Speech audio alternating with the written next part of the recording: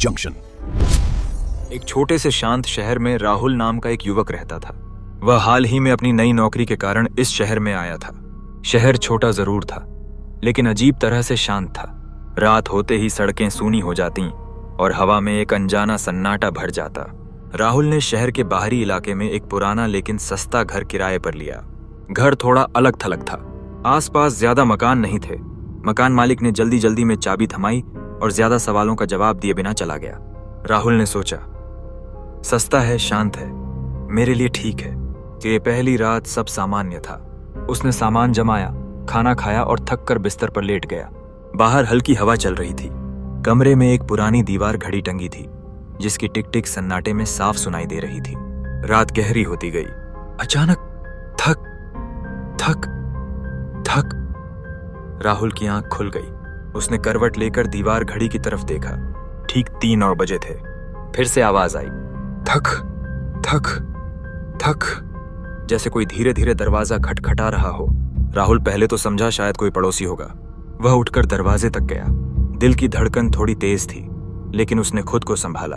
जैसे ही उसने दरवाजा खोला, बाहर कोई नहीं था, सिर्फ अंधेरा। ठंडी हवा का झोंका उसके चेहरे से टकराया। बाहर सड़क खाली थी।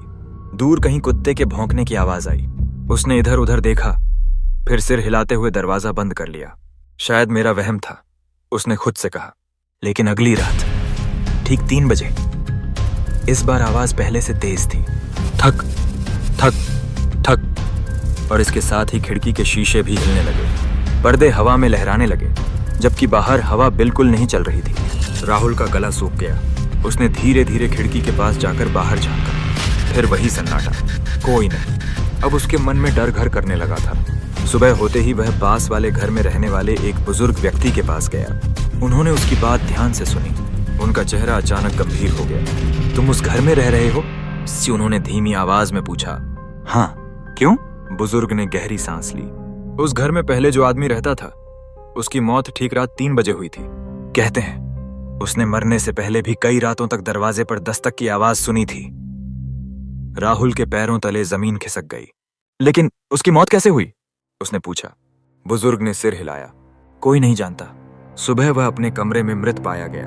दरवाजा अंदर से बंद था। उस रात राहुल सो नहीं पाया। वह बिस्तर पर लेटा छत को घूरता रहा। घड़ी की सुइयां धीरे धीरे 3 की ओर बढ़ रही थीं। 2:58, 2:59 और फिर टन। घड़ी ने 3 बजाए। कमरे का तापमान अचानक ठंडा हो गया। दरवाजे की कुंडी धीरे धीरे हिलने लगी। थक थक थक। इस बार आवाज में अजीब सी बेचैनी थी। राहुल डर से जड़ हो गया। फिर दरवाजा अपने आप चरमराता हुआ खुलने लगा, धीरे धीरे, जैसे कोई बाहर से नहीं बल्कि अंदर से उसे धक्का दे रहा हो। दरवाजा पूरा खुल गया। बाहर अंधेरे में एक आकृति खड़ी थी, लंबी, स्थिर, बिल्कुल चुप। उसका चेहरा दिखाई नहीं दे रहा था, जैसे अंधेरा ही उसका चेहरा हो। राहुल की सांसें तेज हो गई। वह बोलना चाहता था, लेकिन आवाज नहीं निकल रही थी। अचानक वह आकृति एक कदम आगे बढ़ी। फर्श पर किसी के पैरों की आवाज गूंजी। राहुल ने हिम्मत जुटाकर लाइट ऑन करने की कोशिश की, लेकिन स्विच काम नहीं कर रहा था। कमरे में सिर्फ घड़ी की टिक टिक गूंज रही थी। और फिर वह आकृति धीरे धीरे पीछे हटने लगी। दरवाजा अपने आप बंद हो गया। सब कुछ शांत, जैसे कुछ हुआ ही ना हो। सुबह होते ही राहुल ने फैसला कर लिया, वह उस घर में एक पल भी नहीं रहेगा। उसने अपना सामान उठाया और बिना पीछे मुड़े वहां से चला गया। लेकिन कहानी यहीं खत्म नहीं होती। आज भी उस घर में कोई नहीं रहता। लोग कहते हैं जो भी वहां ठहरता है, उसे रात ठीक 3 बजे दरवाजे पर दस्तक सुनाई देती है। थक थक थक। और अगर कोई दरवाजा खोल दे तो अगली सुबह वह घर हमेशा के लिए खाली हो जाता है। अब सवाल आपसे है, अगर आप उस घर में होते और रात के 3 बजे दरवाजा खटखटाता, तो क्या आप उसे खोलते? कमेंट में बताओ।